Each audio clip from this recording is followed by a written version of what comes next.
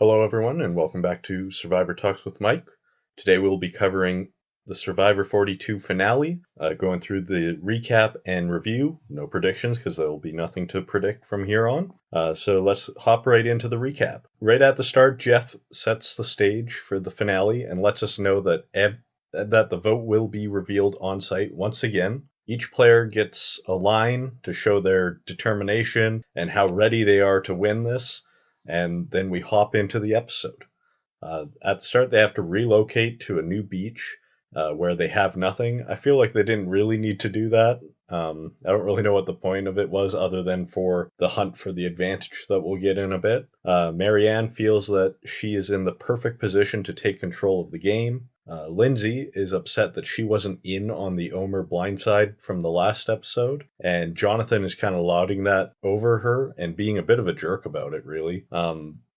Mike has promised both Marianne and Lindsay that he would give them his idol, so we'll see he's going to have to be lying to one of them, and we'll find out which one he does end up giving it to, if either. The next morning, they receive a clue to find an advantage in the next challenge.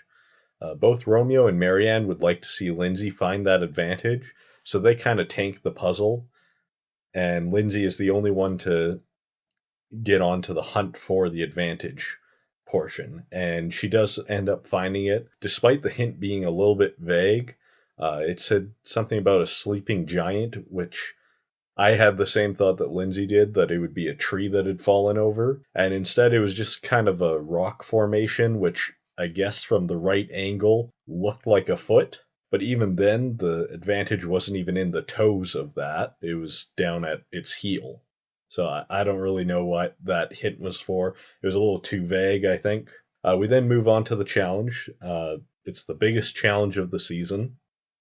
Lindsay's advantage gives her a head start at each station, where she'll only have to untie one knot instead of, I think it was 5 knots the others had to untie. That advantage seems to end up being kind of small, though, because it doesn't seem like the knots really hold anyone up.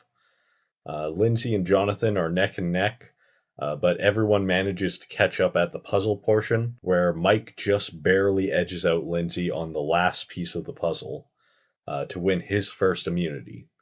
Aside from immunity, Mike also gets spaghetti and meatballs, and he brings Jonathan along for it, since Jonathan had been very dizzy and hadn't eaten much recently. Jonathan says that the plan is to vote out Lindsay, but he feels that everyone will be gunning for him since he doesn't have immunity. This is kind of how he's felt at every tribal council where he hasn't had immunity, but the target isn't at all on him, because I think everyone sees that he's not going to win. Mike promises Jonathan that he will give him his idol, so there's another person Mike has promised his idol to. Marianne knows that she could use her idol on Lindsay, but letting her go would be the better strategic decision for her. Everyone seems to recognize the threat that Lindsay poses, and after the votes are read, Mike plays his idol for Marianne, while she just holds on to hers as a secret.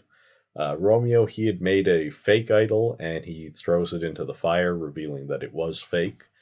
Lindsay is voted out.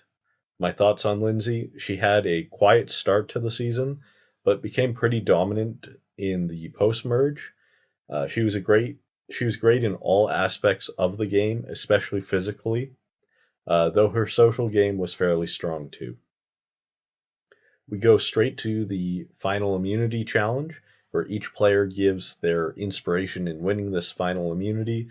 Most of them just give kind of cliched answers, like people back at home they want to fight for, or they're just ready to go for this last one, stuff like that. But Marianne breaks down a little bit and is hoping that watching Survivor will bring her family back together, as they've kind of split, it seems. So that was kind of a nice moment for her. In the challenge, Mike drops almost immediately, to Jeff's surprise. Marianne is pretty soon after, and that leaves it down to Jonathan and Romeo. And surprisingly, Jonathan drops, giving Romeo his first immunity of the season. Romeo now gets to choose who is in fire making. Mike talks to him first and tells him that he knows that he has to be the one in fire making, and he gives him a reason why it should be Marianne and why that would be the best option, being that then Romeo only has to go up against one of either Mike or Marianne, rather than potentially ending up against both of them.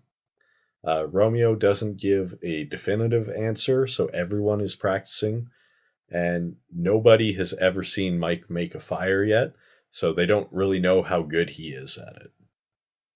At Tribal Council, Romeo does choose Mike and Jonathan to make fire. They both get a flame pretty quickly. Jonathan tries to slowly build up his fire, while Mike piles everything on and makes it big really quickly, and that burns through the rope. And therefore, Jonathan is out. My thoughts on Jonathan: I liked Jonathan early in the season, and I think when he's felt well fed and has time to think about what he's saying, he's very likable. But when he gets emotional and reactionary, he becomes a bit of a jerk, especially towards women, and he comes across as condescending and misogynistic. I feel like he probably will end up playing again because he is a very well liked player amongst the audience, uh, but I don't really care to see him again. Uh, So now moving back to the final three, they prepare for final tribal council, and we hear from each of the jury members. They tell us what they want to see. They want each of them to own their games and show intentionality behind their moves. Jeff wants the discussion to be respectful and structures it into three sections for social, physical, and strategic. They start with social. Mike says that he was a man of his word and a man of integrity, and he only broke his word once with Roxroy. But we've seen throughout this episode that that isn't true, uh, with the way he was promising people his idol, and then we also know that he betrayed Chanel, he betrayed he betrayed Daniel before that, he betrayed Omer. So he hasn't really been a man of his word, and High presses him on that, and it kind of allows him to have a realization about how his game was. Marianne says that she didn't want to come off as too strategic early on, as she's seen that the other young people that came on too strong at the start got voted out. So she didn't really play up her strategic side until later in the game and was just trying to be the silly person around camp a lot of the time. Romeo focused on one bonds to connect with everyone differently. He relates that to how he works with people back in the real world. We then move on to the physical portion, which is over pretty quickly. We can see that physical isn't that important to their decision at this point. Marianne says that she prepared fish for the camp and wheat palm fronds. Mike was always working at camp, and the jury even notes that they wouldn't have even had a merge camp if it weren't for him. And Romeo says that he'd never even been camping and didn't know how to do any of the work around camp. We then move on to the strategic portion. Romeo says that he had to get by on his own, just scraping by at every tribal council when he was kind of seen as the backup vote all the time. And he made a fake immunity idol, which, whether it worked or not, he thinks that it helped get the votes off of him.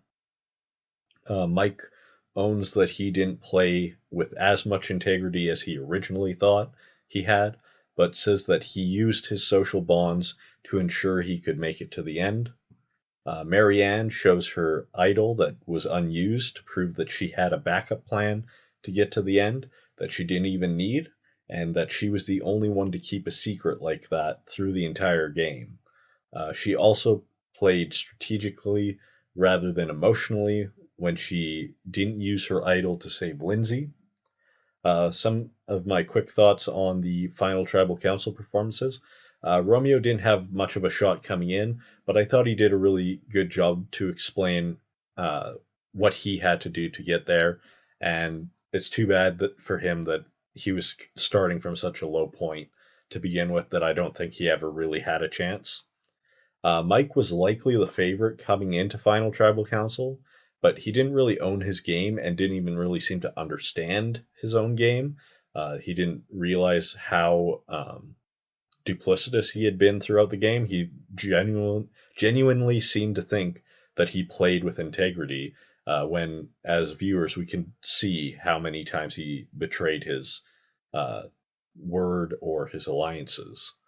Marianne needed to have a good final tribal council to show what she had actually done throughout the game, and I think she nailed it. Uh, Jeff reads the votes right there on site, and Marianne wins 7-1-0 with Mike coming in second. They do the after show right there again on site, but it doesn't really seem to add too much, and I hope they move away from doing that because they don't even know what the show looks like yet, and they just kind of go over the stuff that we've already seen. So my thoughts on the final three. Romeo, I thought he was a great player at the start in Ica, but at the merge his game fell apart. But he kept managing to get by as the underdog. He really showed his game towards the end, but I don't think he had much of a chance at winning. I could go without seeing him again. Mike, he was an incredible player to watch in how strong he was at connecting with everyone. Despite the age difference and the diversity of this cast, he could always seem to create bonds with people. And he's a little older, so I don't know if we will see him again, but I would love to see him again. It would probably have to happen pretty soon, though, before he ages out of really being able to provide much for the show. And for Marianne, she was the biggest personality of the season, and it was great to see how strong she ended up being strategically as well. I had written her off at the start as just being like a fan favorite type of character, but that clearly was unfair of me to do that, as she definitely showed that she was just as capable strategically as anyone else. And I would love to see her play again too. She was such a fantastic personality on screen, really pops out there. My review, firstly, I want to stress that this is just a review of this episode and not the season as a whole. I thought the time spent on the advantage at the start of the episode was wasteful, considering it didn't really factor in much, and the hint was way too vague. After that, however, I think the episode was just uphill from there. And even coming into Final Tribal Council, it wasn't clear who would win between Mike and Marianne. The only other negative I would give the episode was the after show. It didn't give us any new information or perspective from what we already knew. And so I give the finale a score of 7 out of 10. That's all I got for this one. There's no predictions, like I said. All we got after that was the preview for season 43, which I'm a little bit skeptical of, but I'm hoping it's good. Thank you for watching all season long. We'll have the full season review next week, and so please hit subscribe if you want to catch that.